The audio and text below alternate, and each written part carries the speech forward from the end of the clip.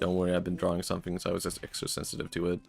Does anyone know the software Flux? It's like a software that you have on your PC, and it slowly turns your PC screen orange, so you will get accustomed to like the sun going down. I used to have that while I was painting, and then it would be like, wow, my colors are really cool. Wait, they're all a bit orange. Then I would realize, wait, Flux is on. God damn it. And then I would turn it off and the colors would be all wrong. And I'd be like, God damn it. Eventually, actually, I kept that for a long time. I only uninstalled that recently because I, I realized, like, I think for years, I've just been turning that off immediately as soon as I start my PC. It's like, why do I even have this software at this point? I don't use it. The only use I have for it is it turns on when I turn on my PC and then I turn it off. I had that on forever. I guess it's fine if you... I mean, maybe it's fine if you're an artist and you're just very aware of it. Or if you don't draw. I don't know. I think it did not affect games, if I recall correctly. Keeps you vigilant. I guess so. I guess you could just have a different software. Like a random jump scare software would be kind of cool in a weird way. It would actually be horrible. It would suck. Random jump scare software on your PC would be an absolutely terrible, horrible idea. But it would also be kind of funny as a bit. I would love actually computer generate nude Mario. I want to something that does that. It seems like the kind of idea that you go with once and you're like, haha, what a funny idea. Then in the middle of the night, the random jump scare software activates and you're just like peeing yourself and you're like, actually I need to like turn this off. I need to uninstall this. I changed my mind. 1% chance of jump scare software randomly activates. That's actually a really good idea also. There's just a random chance it activates, so 1 out of 100 days, by my assumption, you would just have that activated and you would have forgotten about it. That might be a better idea. This hammer looks great, honestly. I like how Link puts his back into it. We should stop using our sword instead, brain people, using the huge hammer. Yeah, it is true. Like, the weight of animations is really underappreciated. What was I thinking about? Oh yeah, the weight animation. I know that, like, if you want to get hired at Ghibli Studio, then they give you a test animation where you have to animate someone putting weight into something. I think it's always random what the test is, but it might be like someone picking up a box, or someone picking up a tool, or someone picking up like a heavy object, or it probably varies by how heavy it is. But I think that's like a good, I don't know, good to keep in mind. Just by that alone, like, damn, Ghibli does that? Yeah, that's how important weight is. Weight is like such a big Miyazaki thing also is in his animations. Like Lupin, the weight of the cars in those like scenes with the cars racing each other is like insane. The weight animation, Link gets really fat and rubs his belly. No, that was not what I was thinking of. Imagine, imagine sending that into Ghibli. Miyazaki has to check your animation of someone getting really big and rubbing their belly.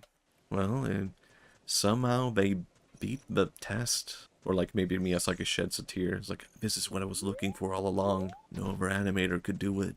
I have a jump scare software installed, oh my god. So it did exist. I'm not surprised if it existed. But I guess I'm surprised anyone would want it. I guess that's what I'm surprised by. You prepare a portfolio with nothing but animations of Link getting fat and rubbing his belly and shove at Ghibli. Then all his movies are gonna be so weird. This would be a really good idea for Miyazaki, like making his very, very final movie. It's just a really fucked up, like, fetish film, or like a really weird thing that no one expected. Like, they were all expecting something beautiful. He goes from The Boy and the Heron to just like Link eating cake and getting fat. It's like, oh, I wish I could get the Triforce, but I'm so full. It's like, why? Watching this in the theater, like, people are dressed up and cosplaying for this. A real Legend of Zelda movie.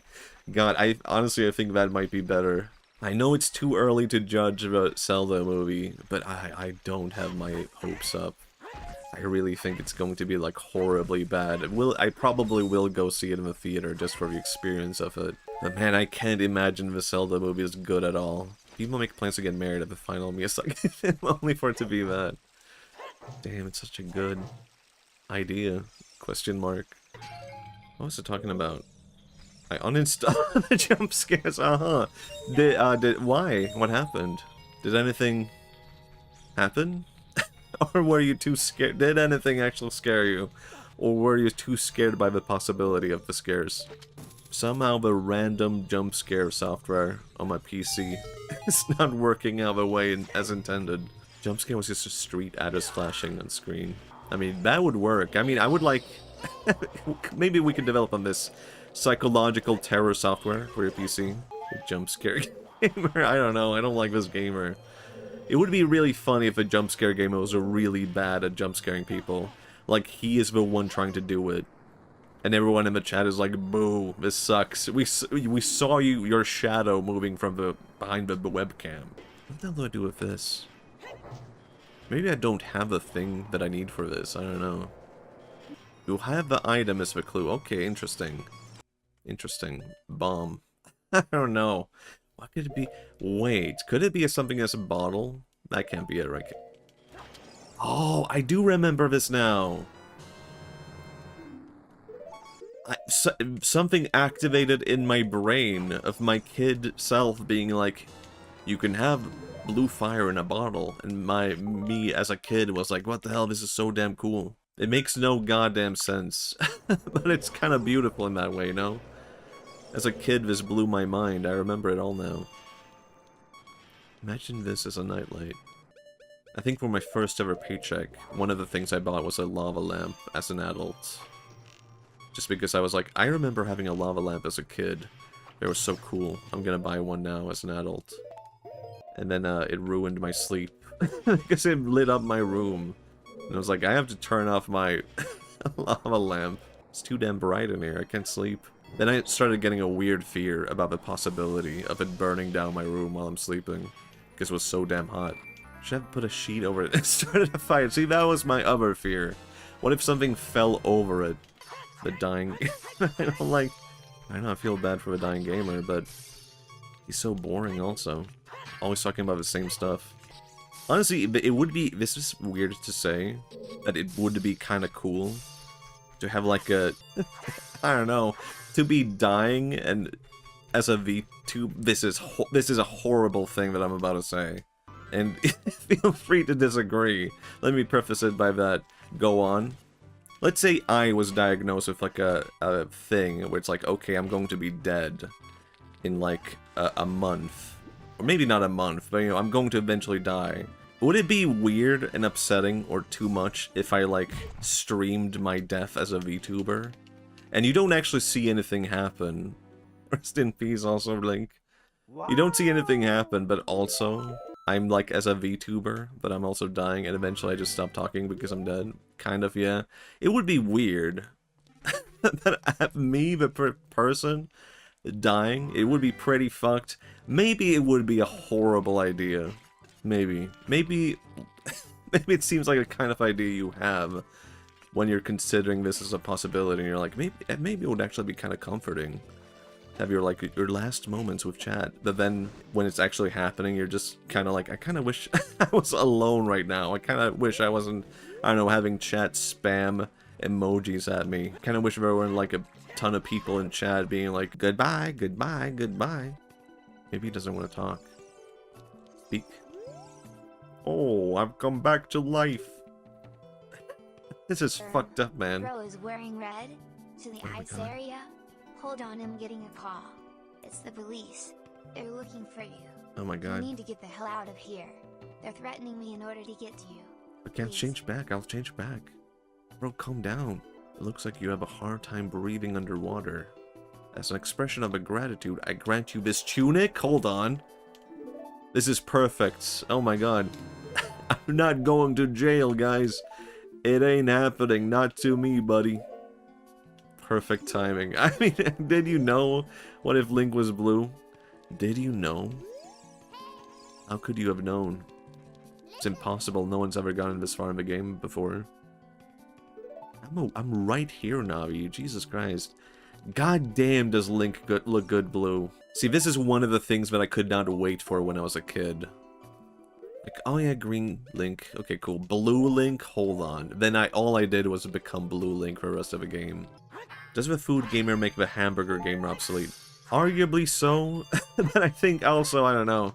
I think a lot of people probably get into a food gamer initially, and they're like, I want to see someone who's like a general guy about food. But then over time, you're kind of like, actually, no, I've learned to appreciate the hamburger gamer, because he has a very specialized interest. The food gamer, I mean, he talks a lot about various foods, but you know, like, he doesn't like risotto. Neither do I, actually. I hate risotto, but I was kind of hoping he would bring something different to the table, and now I've heard the risotto gamer talk about, like, something that's genuinely fascinating. Me, as a risotto hater, I'm watching the risotto gamer going like, yes, yes. If I wanted to hear someone talking about risotto, I would watch a risotto gamer. It is weird, the idea that there's so many things like the hot dog gamer and the risotto gamer. Like, why don't they just, like, call themselves, like, the risotto streamer? Why are they playing video games? And why do they have to be, like, playing video games when talking about risotto? Why are you not, like, in the kitchen? There's, like, one guy. No, it's making sense. There's, like, one guy on YouTube with 0 views being like, I'm the risotto guy. I'm the risotto man. And everyone's, like, watching the risotto gamer. He's not even showing off risotto on stream. He's just talking about the concept, and I'm, like, here making the stuff, and I'm getting nothing. What is the goddamn appeal? You can't tell a gamer they need to go to the kitchen. The kitchen gamer. I'm about to blow your mind.